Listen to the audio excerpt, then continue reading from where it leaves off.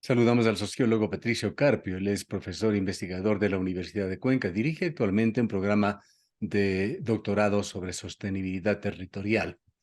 Patricio ha publicado un importante artículo en su blog con el sugerente título de la metástasis mercantilista en la concepción política, que entre otras cosas realiza un análisis de la política en la actualidad. Señala al inicio o se refiere a un tácito abandono de posicionamientos políticos, ideológicos, esas concepciones que hoy en día se las considera viejas, caducas, izquierda, derecha y centro. Coméntenos sobre sus principales reflexiones. Muchas gracias, Gustavo, por la oportunidad de conversar, dialogar y emitir algunos criterios sobre el proceso electoral que está a las puertas. Bueno, yo creo que hay algunas cuestiones que nos dejan este proceso electoral.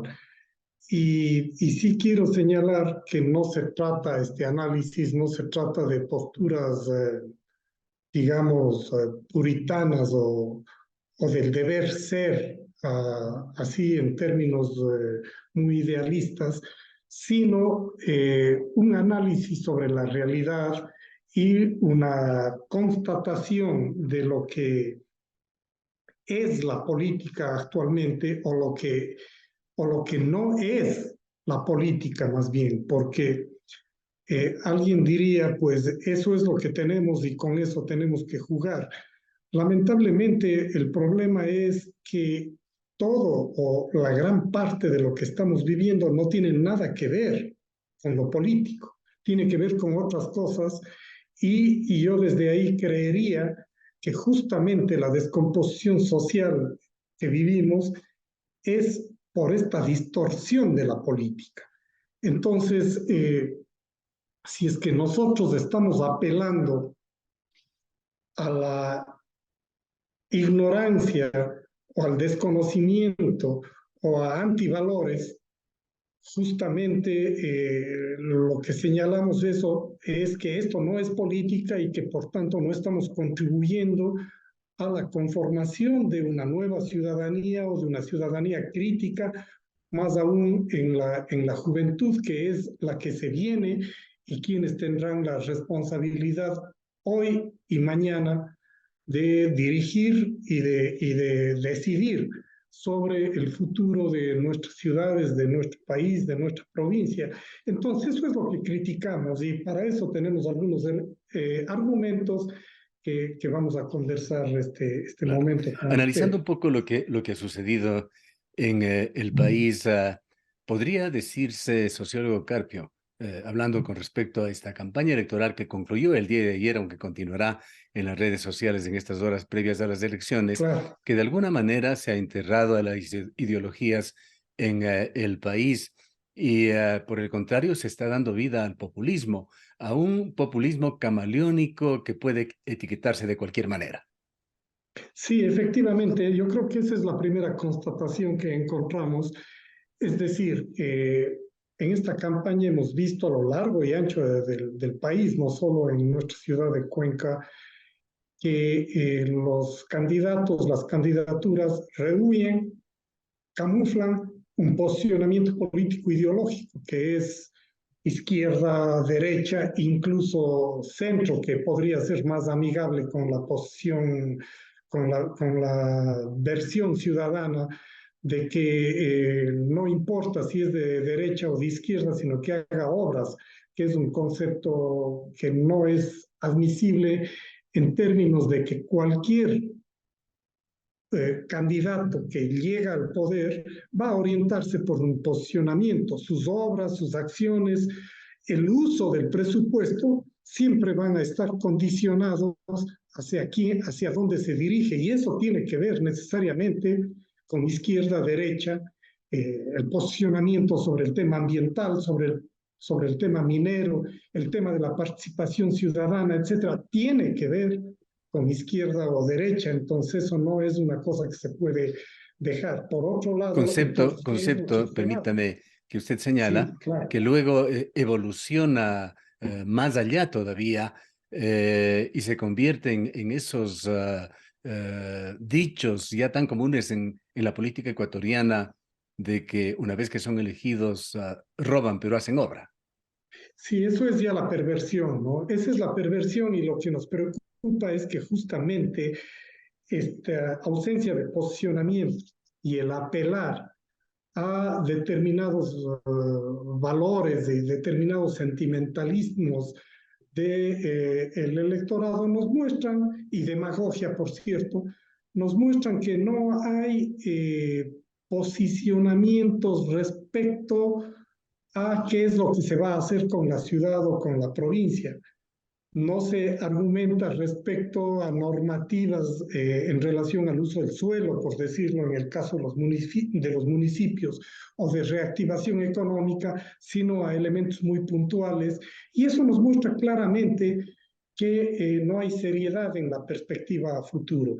Y una cosa que me ha llamado la atención es que el tratamiento al electorado es aquel que de tipo, digamos, de tipo colonial, es decir, el electorado es un actor que mientras más ignorancia tenga, es mejor, porque menos cuestiona. Entonces, el viejo eslogan o la vieja práctica de circo para el pueblo, mientras nosotros, los que tenemos el poder, gobernamos como de acuerdo a nuestros intereses. Y entonces nos hace pensar que justamente, ya lo citó usted, que estamos frente a una metástasis mercantilista en el entendimiento de la política. Es decir, los partidos y las candidaturas se han convertido más que nunca en tiendas políticas, los gestores políticos en tenderos, y ahí vienen negociaciones. Entonces, eso es lo que queremos hacer reflexionar a la ciudadanía sobre que no tiene nada que ver con política. La política es, ante todo, posicionamiento en función de resolver problemas.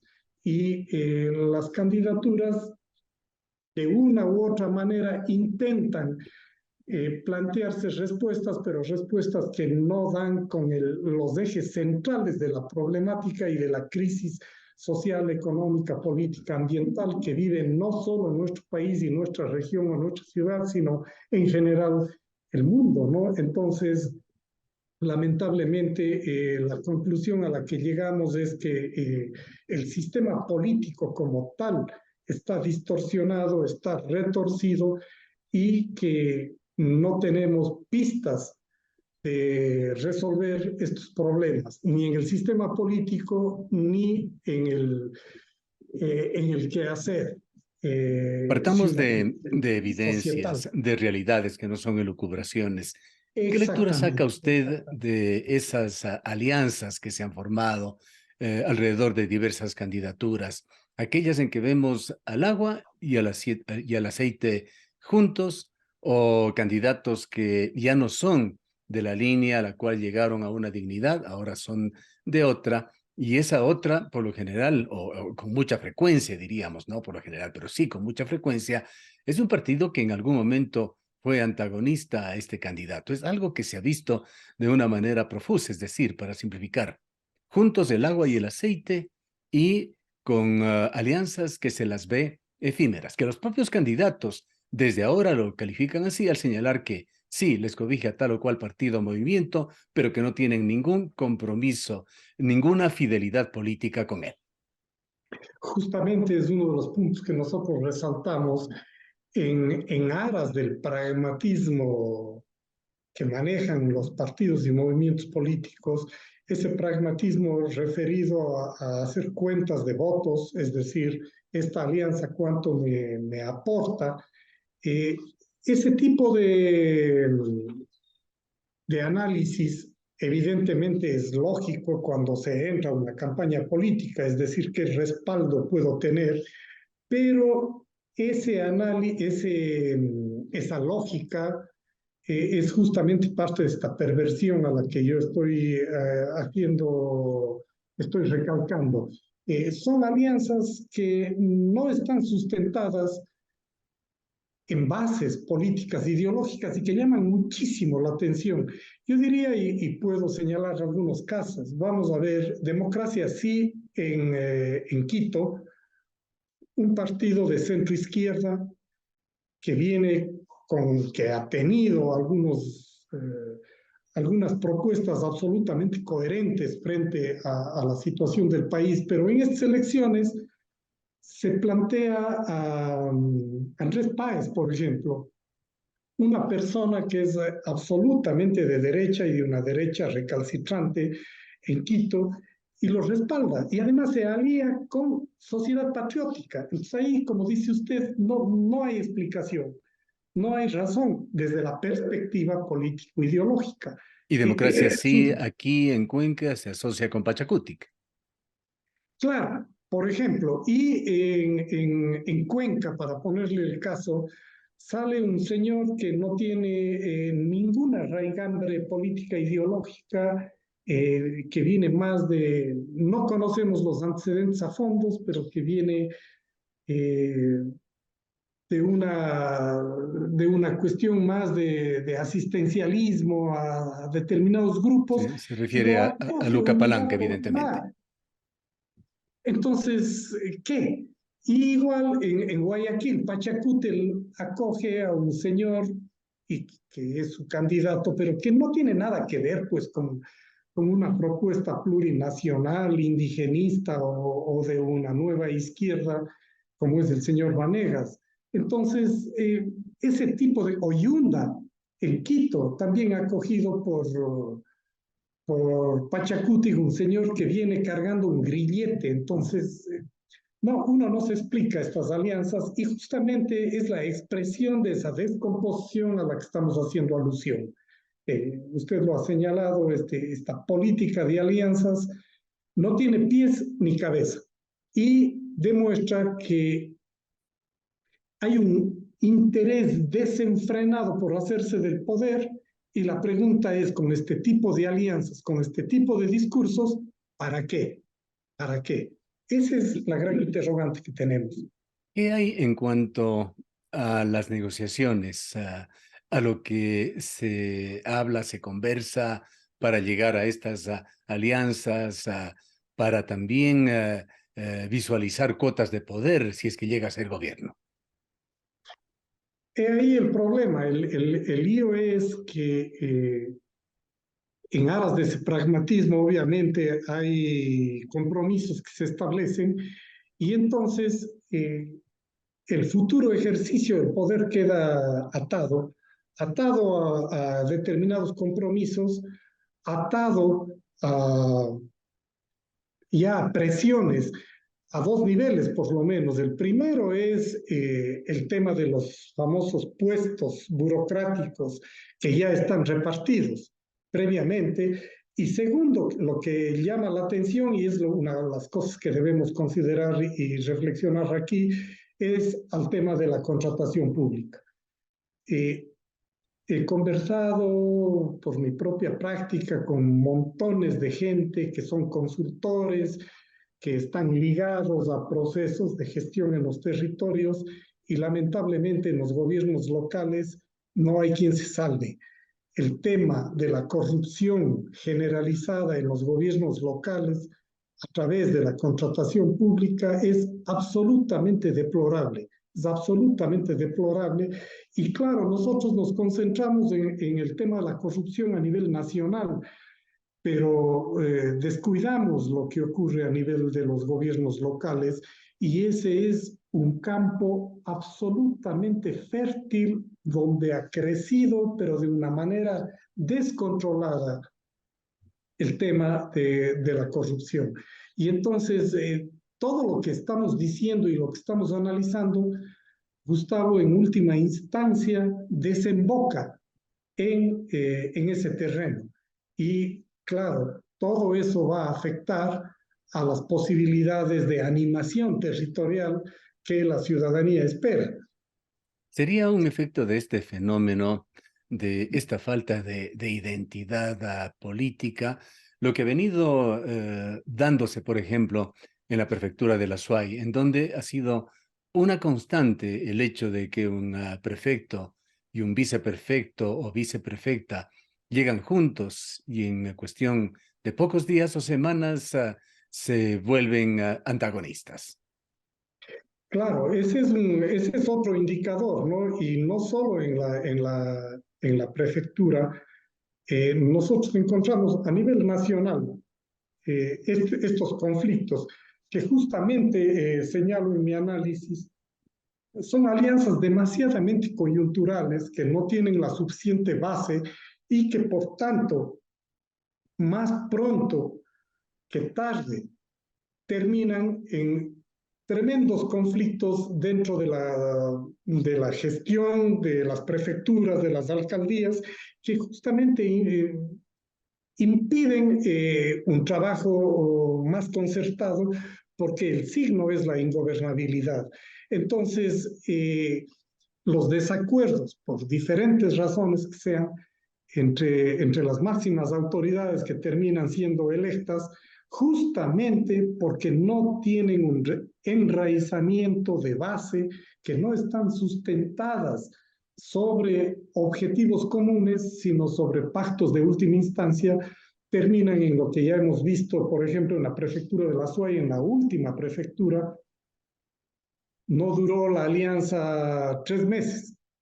Y luego de que vino, de que el prefecto se lanzó a la presidencia, igualmente la nueva viceprefecta no duró 3 meses en tener una convivencia política adecuada en función de los intereses provinciales. Ahora, Entonces, ¿cómo afecta en un gobernante seccional en este caso, esa situación de falta de identidad política en lo que puede ser ya el hecho de ponerse al servicio de los intereses de la ciudad, del pueblo, de la comunidad a la cual sirve y a través de un pensamiento político tratar de plasmar esos ideales de desarrollo que beneficiarían a esa sociedad? evidentemente es un tema de coherencia y de consistencia, ¿no? Y eso, el tener una posición clara, de hecho, no excluye la posibilidad de que el trabajo que se hace desde estas altas instancias del poder local estén al servicio de los diferentes actores. Pero sin duda que si es que una persona es de izquierda, va a fomentar un mayor participación, teóricamente, ¿no? Mayor participación ciudadana, va a promover mayor gobernabilidad. Una persona de derecha, por ejemplo, hace lo que hemos visto, por ejemplo, en la alcaldía. A mí nadie me impone una agenda porque yo ya gané las elecciones. Y no tengo por qué estar dialogando con el uno y el otro si yo ya tengo mi proyecto. Son comportamientos diferentes de una u otra corriente. Y los conflictos internos van a repercutir en la falta de concertación para proyectos definidos hacia la ciudadanía. Y van a repercutir, hemos visto en muchos cantones, en muchas ciudades, cómo la ausencia o la débil gobernabilidad le paraliza a la gestión de un gobierno local. Y los que sufrimos obviamente somos la población, porque no se ven respuestas concretas a las necesidades. Entonces, el tema de la gobernabilidad es fundamental en el ejercicio de de una democracia local. Si no existe eso, evidentemente toda la gestión se va a distorsionar, se va a retrasar o se va a distorsionar. Viendo en retrospectiva, sociólogo Carpio, tratando de establecer ese nexo entre ideología y praxis, me invitaría a hacer un ejercicio. ¿Cómo clasificaría políticamente usted a los personeros y a sus administraciones en este último periodo, al alcalde de Cuenca y a la prefecta provincial, aplicando esa frase bíblica de por sus obras los conocerás? Claro. Bueno, yo creo que sobre todo en el municipio hay un reflejo muy evidente de lo que estamos analizando, es decir, esa, esa ausencia explícita de un proyecto por parte de quienes estuvieron este periodo alrededor de la municipalidad. Fíjese usted que Palacios estuvo auspiciado por Democracia Sí. ¿Y cuánto duró eso? Yo tengo una relación muy cercana con el director de Democracia Sí, pues y me comentaba que no hubo ninguna posibilidad de hacer un fortalecimiento de ese proceso o acompañamiento y que inmediatamente pues el, el alcalde dejó esa alianza a un lado. Y claro, siguió por su propio derrotero. Pero ¿cuál es su derrotero? ¿Cuál es su camino? Si no tiene ni ideología, no tiene ni proyecto. Entonces, eh, ¿qué es lo que guía en términos ya técnicos a una administración? Estamos hablando, bueno, también de la prefectura y del municipio, los planes de desarrollo y ordenamiento territorial. Estos planes de desarrollo y ordenamiento territorial recién en los meses anteriores, es decir, a finales de la gestión, que fueron aprobados. La pregunta es entonces, 4 años, ¿sobre qué ha girado la inversión pública y sobre qué ejes han girado lo que usted señala, las obras? Pues En alrededor el de caso de nada. la prefectura, la prefecta es una mujer de izquierda, declarada de izquierda y consistente toda su vida, pero su obra se ha reflejado en cuanto a su ideología. Claro, lo que pasa ahí también en la prefectura es cuál es la base social y cuál es el respaldo político que ha tenido la prefecta. Al romperse la alianza con Pérez y también con el propio partido que lo sustentaba, pues la prefecta se quedó sola, absolutamente sola. Vea usted el viceprefecto actual, ¿quién es? ¿Quién le conoce? ¿A quién representa?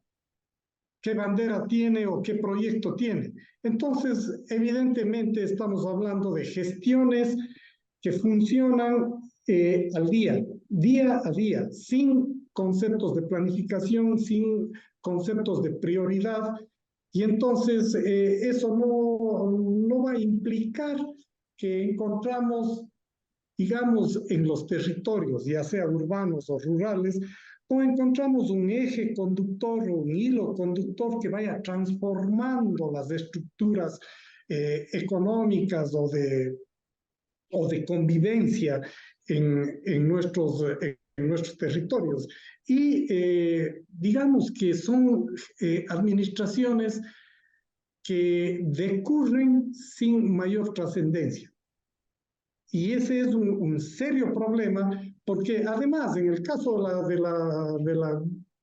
la prefectura, evidentemente ahí no hay ninguna representación contundente que le permita a ella postularse a la reelección. En el caso de la municipalidad, y yo digo, sinceramente, hay un cinismo absolutamente increíble en la medida en que no hacer nada le da el capital político para nuevamente postularse, gestionando obras los últimos 3 meses, inaugurando obras los últimos 3. Entonces, es una tomadura de pelo a la ciudadanía y al electorado.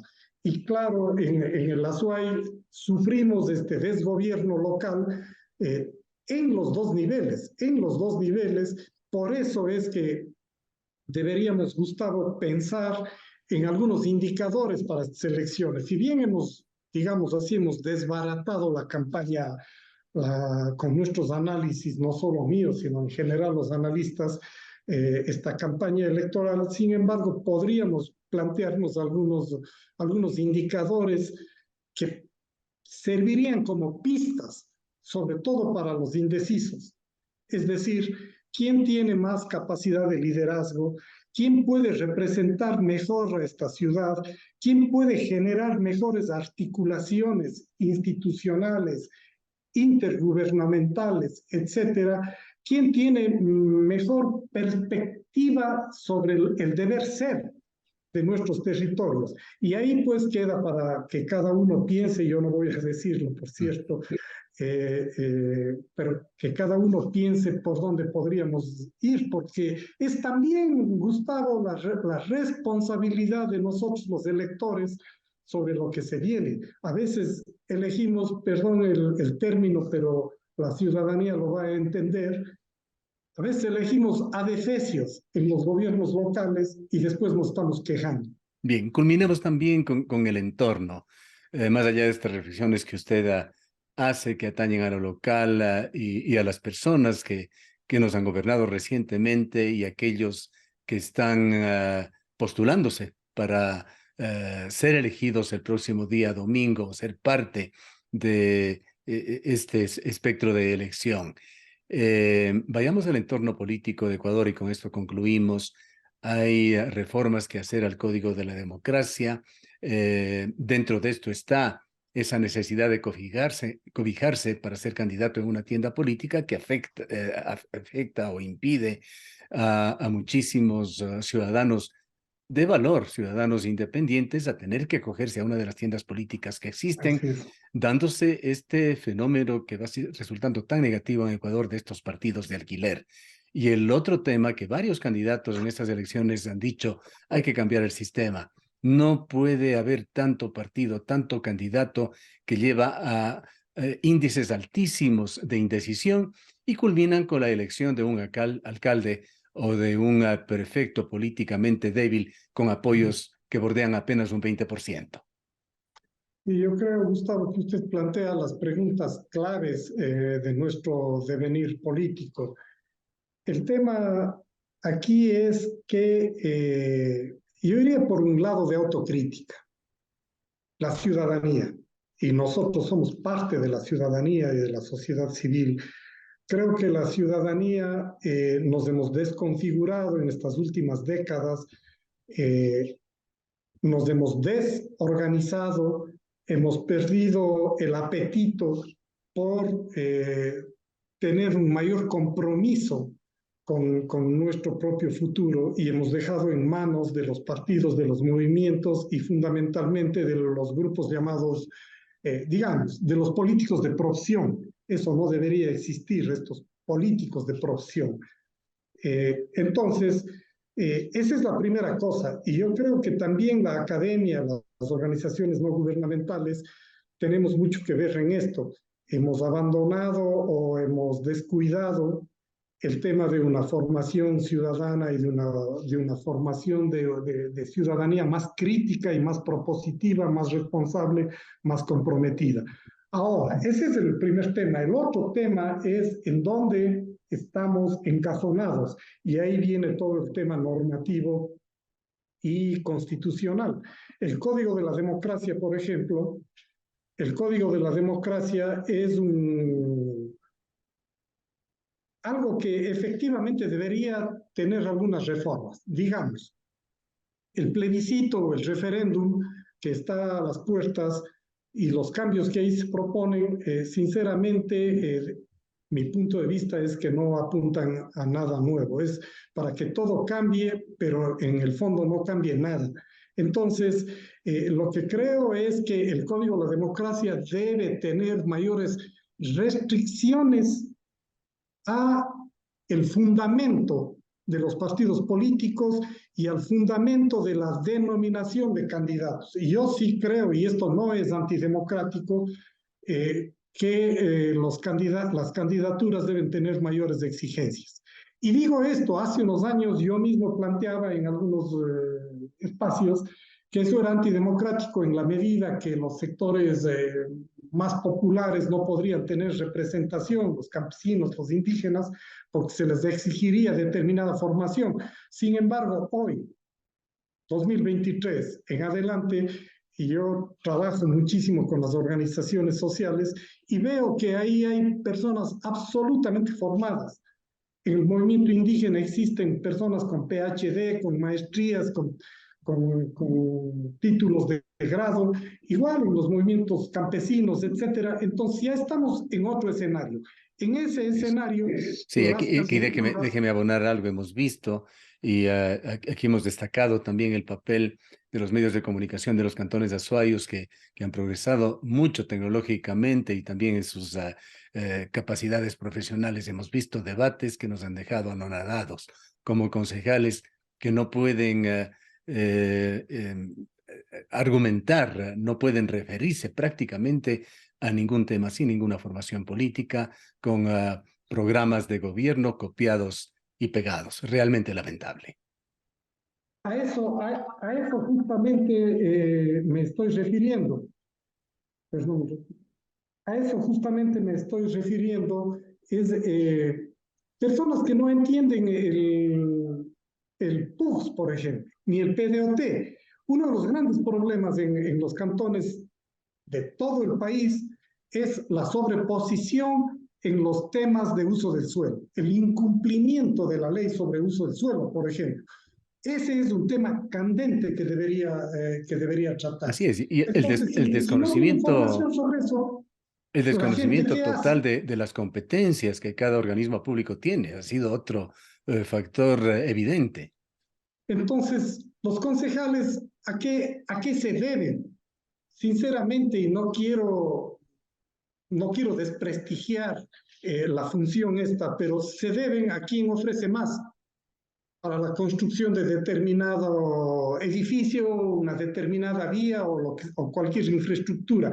Y eso es lamentable. Entonces, debemos exigir mayor formación, mayor conocimiento, mayor consistencia en quienes nos gobiernan. Y eso va a cambiar necesariamente el perfil de los partidos y los movimientos políticos. Ahí debe haber un seguimiento, un tipo de evaluación, debe haber más seriedad Sin y duda. dejar Hay de muchas lado lecciones que van a las dejar riendas políticas. hay muchas lecciones que van a dejar estas elecciones y ojalá se seleccione bien. Gracias a sociólogo Carpio por habernos A la acompañado y por orden este y importante análisis. siempre atento. Que pase muy bien. Gracias, Gustavo. Declaraciones del sociólogo Patricio Carpio. Él es profesor e investigador de la Universidad de Cuenca, dirige el programa de doctorado en sostenibilidad territorial.